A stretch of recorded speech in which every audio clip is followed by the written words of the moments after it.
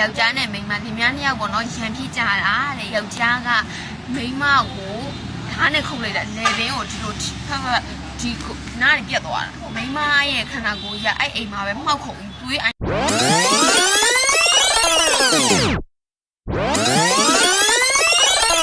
အားလုံးပဲမင်္ဂလာပါ NZ Blog ကနေကြိုဆိုပါတယ်ကျွန်တော်ဒီနေ့တင်ဆက်ပေးမယ့် reaction video လေးကတော့ညမှာ social media မှာပြန့်ပွားလာတဲ့ video file တစ်ပုဒ်လေးပါအဲ့ဒီ video file တစ်ပုဒ်လေးကတော့ဘာလဲဆိုရင်ရန်ကုန်မြို့မှာเนาะလူရဲ့ခေါင်းကိုကင်ပြီးဓာတ်ချောင်းနဲ့ခြောက်သွားနေတဲ့လူတစ်ယောက်ကိုတွေးလိုက်တဲ့ video file လေးပါအဲ့ video ကကျွန်တော်ရဲ့စိတ်ထဲမှာအတော်လေးကိုမှတုန်လှုပ်သွားတဲ့ video file လေးပေါ့เนาะအခု video လေးကိုအဆုံးထိ like ကြည့်ပေးကြပါဦးခင်ဗျာ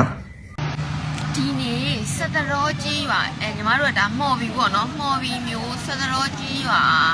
မှာရှိတယ်မိမလိုက်မှတ်တိုင်အကျော်နားလေးမှာရှိဖုံးကြောင်းမှတ်တိုင်မရောက်ခင်နားလေးမှာအဲ့ဒီမှာ MTK Mobile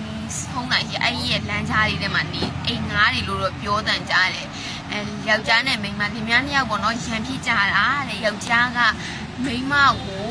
ဓာတ်နဲ့ခုတ်လိုက်တာလေပင်ကိုဒီလိုဒီ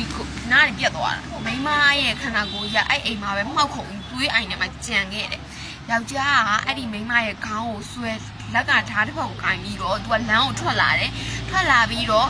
လမ်းတော်တော်ဝေးလျှောက်တယ်နော်လျှောက်ပြီးလဲပြီးတော့ကားတစ်စီးကိုဓာတ်ထောက်ပြီးတော့မောင်းခိုင်းတယ်အဲ့ခေါင်းယူကင်သွားတယ်နော်ပြီးတော့တိုးခဲ့ရောက်တော့အဲ့ခေါင်းကိုပြစ်ချလိုက်တယ်သူ့ကိုလည်းအမှပဲမိသွားတယ်မိန်းမမှာအဲ့မိန်းမခန္ဓာကိုယ်အမှပဲကြံခဲ့တယ်